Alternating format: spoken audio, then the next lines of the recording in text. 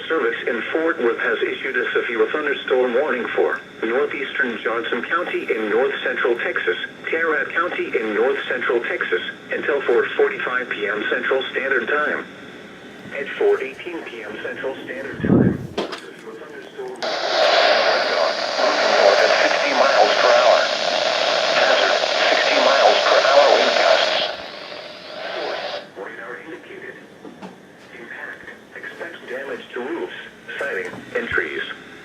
Locations impacted include Fort Worth, Arlington, Grand Prairie, Mansfield, Euless, Bedford, Grapevine, Halton City, Keller, Hurst, Burleson, Cleburne, Southlake, Watauga, Colleyville, Saginaw, Crowley, Forest Hill, Richmond Hills, and Kennedale. This includes the following highways: Interstate 35W between mile markers 27 and 67.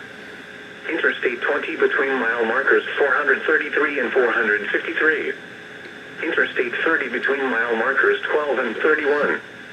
Interstate 635, Interstate 820. For your protection, get inside a sturdy structure and stay away from windows.